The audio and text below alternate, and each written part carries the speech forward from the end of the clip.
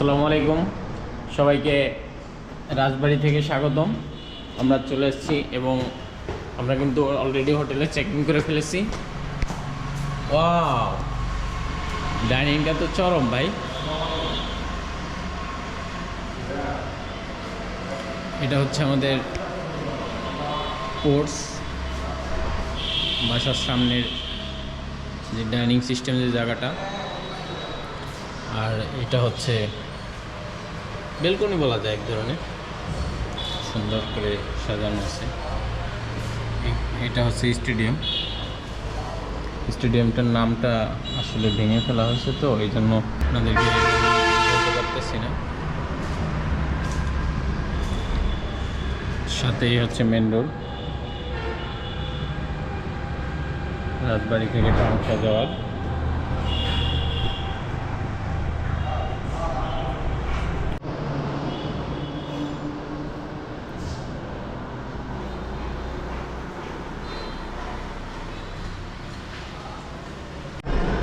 এটা হচ্ছে আমাদের রুমের সামনে, এটা হচ্ছে আমাদের রুম।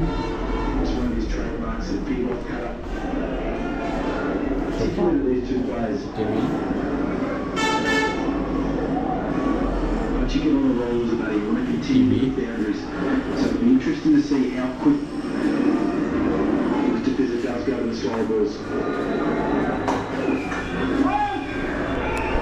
লাঞ্চ টাঞ্চ শেষ, এরপরে এলাম তেলা খাঁটি মালাই খাঁটি গরুর দুধের চা খাইতে। না, ভালো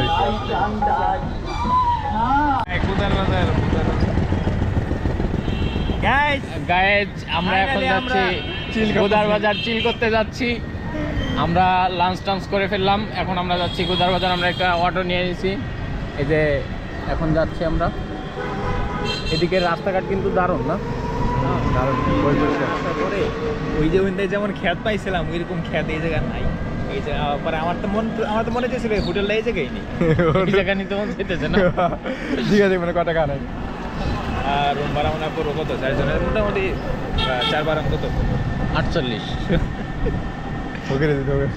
যাই হোক, আমরা এখন যাচ্ছি, আপনাদের সঙ্গে ওইখানে যাওয়ার পর দেখা হবে। আমাদের সঙ্গে থাকুন, ভিডিওটা দেখতে থাকুন। দেখাই রাস্তাটা কত সুন্দর পরিষ্কার, মনে হচ্ছে বাইরে কোনো কান্ট্রি। বাংলাদেশে যে এরকম পরিষ্কার রাস্তা পাওয়া যায় মনে হবে। দারুণ না? সেই আমরা চলে আসছি পদ্মা নদীতে। হ্যাঁ, আমরা মনে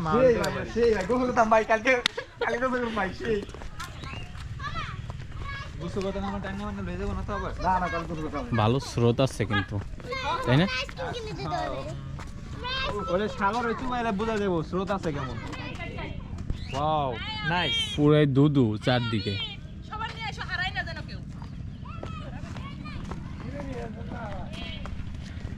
আমরা এখন নদীর পাড়ে চলে আসছি। আমার সাথে আছে হিরো মারুফ ভাই। আরে আমাদের হিরো, আমাদের গ্রুপের হিরো আলম লাগাই দিও না, আলম তো আমরা দিতেছি না। আমি হিরো আলম। ওকে, আলম। দেখেন কত সুন্দর সিনারি, আসলে হ্যাঁ মোটামুটি ভালোই। ভাই ওইদিকে মানে নদী দিয়া এবার তো ভাই টার্গেট পুরা হইব না, তাই এবার টার্গেট পুরা হইব না, এবার ঘুরা ঘুরি। আরেকটা জিনিস, ওই ইউকে বিচ আছে কিন্তু আরেকটা এই সামনে, ওইটাই যাইতে লাগে ধরেন এখান থেকে এই যে 40 টাকা আসলো না, আর ওইখানে হলো 70 টাকা 80 টাকা ভাড়া। আমি যে আগে জানতাম ভাই, আমি তো আরে কইছি, আমি তো সাগর ভাইরে বলছি যে এই জায়গা অনেক জায়গা আছে ঘোরা। তারপরে আপনার আরেকটা জায়গা আছে কিন্তু অনেক মানে চলাফেরা আছে। আর সে আছে নাকি, সে গেছে চইলে ওই আন্দোলনের পরে আপাল লয়ে গেছে কক্সবাজার।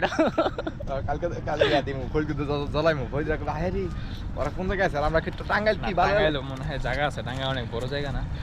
টাঙ্গাইলে হলো আপনার গাছ গাছালি জায়গা, ওইদিকে আপনার ওইভাবে এই রাবার টাবার বাগান টাঙ্গাইল এই তো করে মৌসুমী আনারস, লগে না, মৌসুমী তারপর ওই যে লগে না। সেই মসজিদটা আছে না, ওই মসজিদটা আছে। টাঙ্গাইলে মনে হয় সুন্দর না? টাঙ্গাইলও মোটামুটি সুন্দর ওইখানে, টাঙ্গাইলে সুন্দর কিন্তু এই যদি জায়গায় এই ধান যে খেত যে দিয়া। জিনিসটা দেখতেছেন আপনি, ধরেন আপনার এক ধরনের সমুদ্র ফিলিংস আসছে। ওরা মানিকগঞ্জে যা ভরপুর ঘুরছে, আমরা তো ঘুরতে পারলাম না। কে মানিকগঞ্জে কিতে ঘুরছে ও ফেসবুকে একটা ফেসবুকে দেখ। হ্যাঁ বাঙ্গাচোরা করে বিল্ডিং এ যায় ঘুরছে, ছবি উঠাইছে, বাট এই জায়গায় কক্সবাজারের ফিলিংস নেওয়া বাটা চট্টগ্রাম জায়গা চাওয়া। আমরা এই জায়গায় ঘুরে মেরে আমার রকম আঙ্গ চট্টগ্রাম আঙ্গ লাগবো লাগবো না। কি করে লাগবো?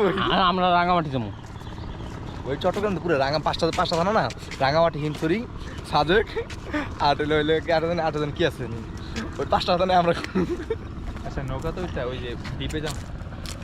হ্যাঁ জিপে যাই ভাই, জিপে সেই লাগবে। ওই যে আমরা কয়েক যে মুন্সিগঞ্জ কাজ করলাম এদিকে এই যে কিছু রাইটও আছে। মুন্সিগঞ্জ কাজ করছিলাম না আমরা। এই জায়গায় মানে মনে হইতেছে সেন্ট মার্টিন বুঝছেন, সেন্ট মার্টিন মতো এরকম কিছু দোকান আছে। সাগরের মাইরে মেরে হালাত হয়ে গেলে জানবো না না। কিন্তু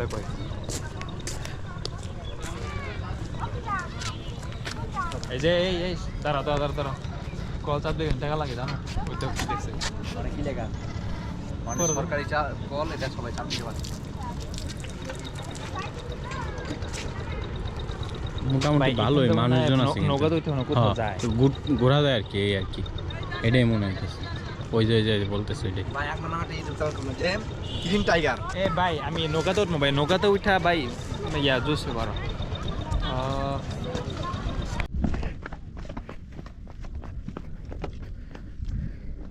এবারে যাবে যা তো বাকো।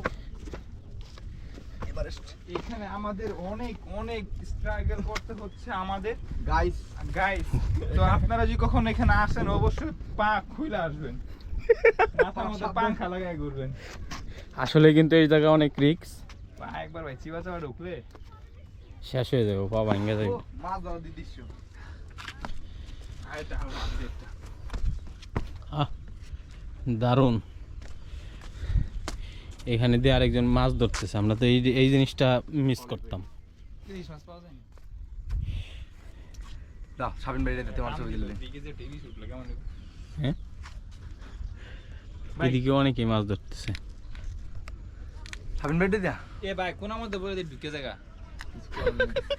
আলাউদ্দিনের চেহারা খুঁজে এই যে পাইছে। হাড়িটা দেখতেছেন, এই হাড়িটা আপনারা যারাই পাবেন একটা স্বর্ণ খুনে পেয়ে যাবেন। কেটি এই হাড়ির মধ্যে আপনারা যেটাই রাখবেন সেটা আপনার ভরপুরে মানে টপলা ওইটার ছবি দেখছেন, ইন্ডিয়ান ছবি। এই যে গাইস এই সব পানি ছিল। এবারে পানি ছিল। বল না না ভাই, আচ্ছা ছাড়ুন না। ওই সার পুরো ভিজে দেন গা, ভিজে দেন গাছ ইয়া ভিজে দেন গা। ভাই এটার মধ্যে মানে কিছু একটা আছে, ওই যে স্বর্ণ মতো জন্ম করতেছে। জন্ম করতেছে, আসলে স্বর্ণের মধ্যে বলে জন্ম করতেছে। আর ভাই এটা ভাঙলি ভাই, ভাঙলে স্বর্ণ আছে নাকি? আসলে আমার স্বর্ণ আছে রে, আলাদিনের চেহারা। ওই যে কি জানি দেখা আছে, এই নদীতে এসে কলসি ফেলে নাকি? এটা মানে কালা দুধ কিছু হতে পারে ভাই। হ্যাঁ, মানুষের ছবি আছে, কাম সারছে রে ভাই। দেখেন মানুষের ছবি। আহেরি তাও তো রূপ কথা নেই। এই মানুষের ছবি এটা মনে হয় কালোর কালা জাদু করছে। ভাই আমি আজকে বাসা যাবো গো ভাই, কাম করুন না। থুয়ে দিই না, ছিলাম না, থুয়ে দিই। প্রথমে ধরছে কারা সাগরে, আমার কোনো দোষ নাই ভাই, আমি তোমারে কিছুই করতাম না। এই যে এটা জেন না ছিলাম না, থুয়ে দিলাম। পানিটা কি সুন্দর ভাই, পানিটা কি ঠান্ডা ভাই, পানিটা ভাই আমাদের দারুণ একটা নদী ভ্রমণ হয়ে গেল। আমাদের কিন্তু ভালোই লাগতেছে, কি একটা জিনিস পেয়ে গেছে। হ্যাঁ, আলাদিনের চেরাক পেয়ে গেছি আমরা। আমরা দেখুন আর ভাই পানি টাকা পয়সা কোনো চিন্তা নাই। হ্যাঁ, পানি বাঁচছে। ওইটার নিচ দিয়ে ফুটে আছে। ছিদ্র ছিল, আমি দেখছিলাম। হ্যাঁ ভয় পাইতেছে ভাই। আল্লাহ আসলে আমরা এতক্ষণ যেটা নিয়ে আলাদিনের চেরাক বললাম, আসলে ওইটা আমরা নিজেরাই বানাই আলাদিনের চেরাক। আসলে ওইটা তেমন কিছু না। ওই নৌকাটা কিন্তু খুব সত্যিকার সুন্দর ভাই। কিছু না, মানুষ ছবি কেমন যে বাবারা যেমন বয়ে থাকি জানো। আর ওটা ইন্দুগো ভাই, ওটা ইন্দুগো ই করে, মানে বোঝেন না রে ভাই। হিন্দু আছে জিনিস। হ্যাঁ ভালো, আমি দেখছি না, তুই বেটার ভাষা দেয়, ওয়াও পানি অনেক ঠান্ডা দেয় ভাই। বেটার আমাকে ভাষা দেয়। কি এটা কি পাওয়া গেছে?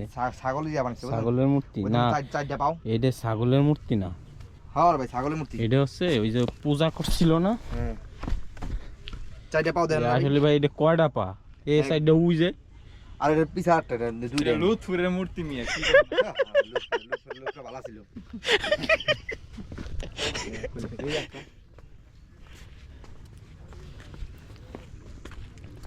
এ ভাই কি রে ভাই কিছু নাই স্বর্ণ আছে না বিয়া করার লিগা এটা না হারে না এতে নাই এখন জেলে কারখানায় জেলে এখানে মাছ ধরে কিভাবে আমরা দেখবো এই জাল আছে আপনাদেরকে দেখাই, দেখেন পদ্মা নদীর সুন্দর সুন্দর নৌকা। আমরা এখন এই নৌকাগুলা উঠবো। পরিদর্শন করবো। উঠলে কি বড়টাও দিব নি মামা?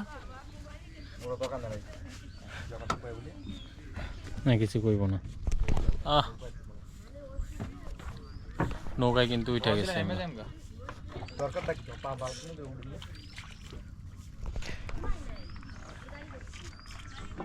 এই নৌকা দিয়ে মাছ ধরা হয়, দারুণ লাগতেছে।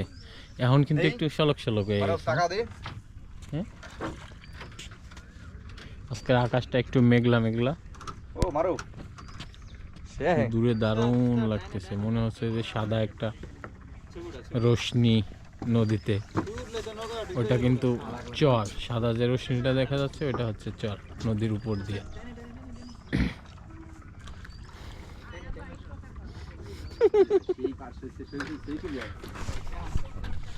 ওরে নীল দরিয়া ভাই আমরা আমার ছবি তুলে দেন ভাই আমায় দে রে দে সাড়িয়া।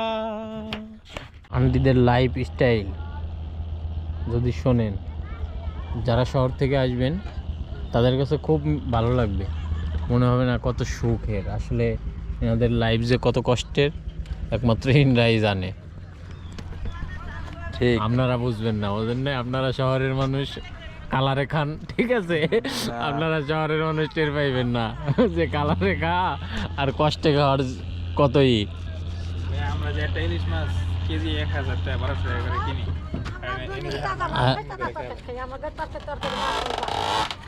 কোনো বাসি কোনো মাছই খায় না তারা, সব তাজা মাছ, নগদেরটা নগদ খায়। আন্টির কাছ থেকে অনেক গল্প শুনলাম। আন্টির বাসায় এই নদীর পাড়েই, এটা কিন্তু পদ্মা নদী। মানে বাসা কোন দিকে? হ্যাঁ,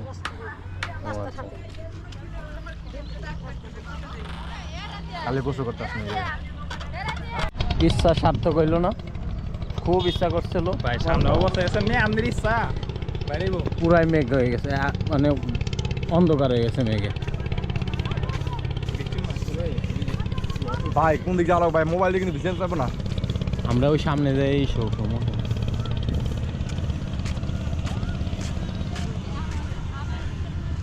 এদিকে আছে ভিতরে ভাই ওয়াও, ভাই, সেই ছবি তুলে লাগতেছে ভাই, কিন্তু, সেই জিনিস। দারুণ লাগতেছে। ভাই ছবি তুলে দেন একটা নদীর পাড়ে আইসা ঝড়ের কবলে পড়ছি, চরম লেভেলের ঝড় হইতেছে।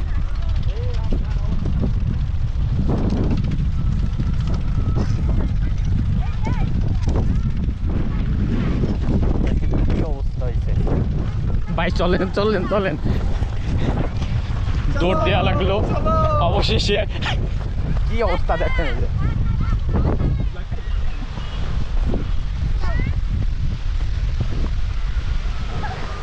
চলো, কতটা ভয়ঙ্কর রূপ ধারণ করছে দেখেন। ভাই যাও না মোরে ভিডিও করে যাও না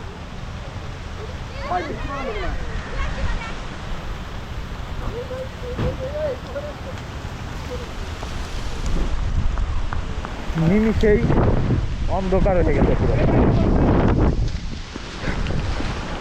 আমরা কিন্তু দৌড়ে পালাচ্ছি, আমরা পালাচ্ছি এখন।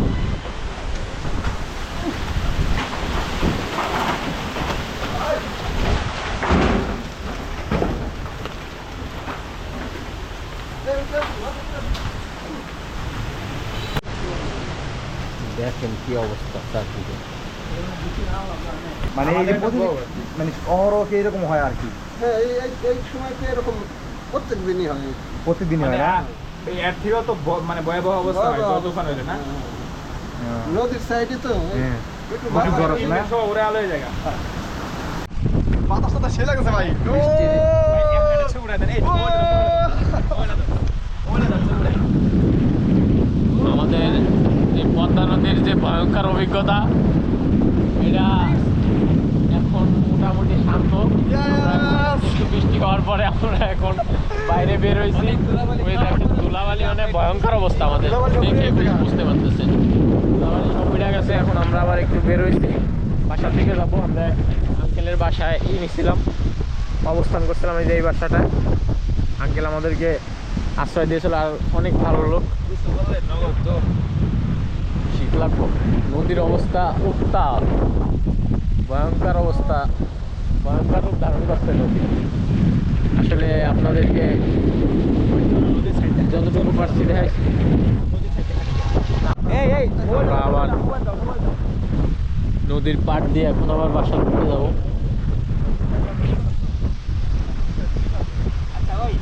হিউজ পরিমাণ বাতাস হইতেছে। যখন আমরা নদীর পাড়ে ছিলাম তখন অনেক মানুষ ছিল, হুট করেই এত পরিমাণ বাতাস আর ধুলাবালি আসা শুরু করলো, আমরা তো পুরা ভয় পেয়ে গেলাম। মানে ভয়ঙ্কর অভিজ্ঞতা, আমার জীবনের প্রথম এরকম ভয়ঙ্কর অভিজ্ঞতা, যেটা এই পদ্মা নদীতে এসে হয়েছে।